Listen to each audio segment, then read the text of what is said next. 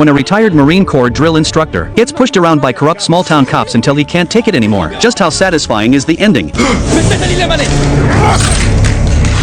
His name is Terry. Early that morning he rode his bike into town, planning to bail out his cousin who was being held. Just then a police car appeared behind him, but the next second the police car slammed into him.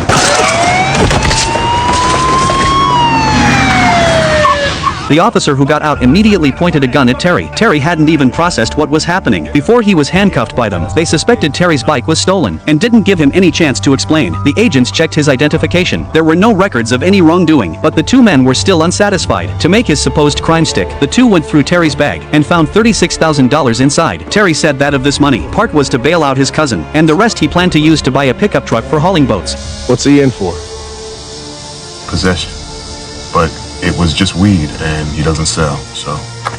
The agents immediately became interested. Clearly they'd found an excuse to seize the money, because Terry's cousin was suspected of drug possession. They claimed the money was likely drug proceeds. If Terry thought this was unfair, they would arrest him on conspiracy charges.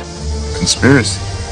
I'm bailing out my cousin and buying a truck. And you and your drug dealer cousin sell it the next day for cash. Even though Terry explained, the money came from a Chinese restaurant he co-owned. The two agents didn't care at all. They just told Terry he would receive papers within 30 days, charging him over the money. If Terry contested it to get the money back, they would arrest him with a warrant and send him to jail. If Terry chose not to contest, the court would rule in the department's favor by default, and Terry would have no further trouble. Terry knew full well he was dealing with corrupt cops. Faced with this practically robbery-style law enforcement, he finally chose to back down, because his cousin still hadn't been bailed out, and his cousin had previously testified against a gang member for the police, so if he ended up in prison, the gang would definitely target him. So Terry went to the town courthouse, but the judge told him no money meant no bail. Terry showed the receipt the police had given him, saying the money had been seized by the cops. The stamp on the receipt was identical to the one in this office, but the judge didn't care at all, because they only released people when they saw cash. Just then a female lawyer approached Terry and greeted him. Terry told her what had happened to him. Summer said it didn't stop there. The chief also had the authority to use that money for other purposes. They were exploiting a loophole in the law, though there was a chance to get the money back through a lawsuit. Cases like this dragged on for a long time, and along the way, he might end up spending even more money. So she advised Terry to raise the money again to bail out his cousin, because in 3 days, his cousin would be transferred to state prison, and the process would get even more complicated. Terry understood what Summer meant. He knew that beyond the complicated bail process, his cousin absolutely could not go to state prison. That evening Terry went into the woods, and used skills he learned in the military to get something to eat. When late night came, that feeling of resentment welled up in him again. He stared at the Shelby Police Department on the map. He had risked his life for his country, and now he was being bullied by a bunch of corrupt cops. Furious,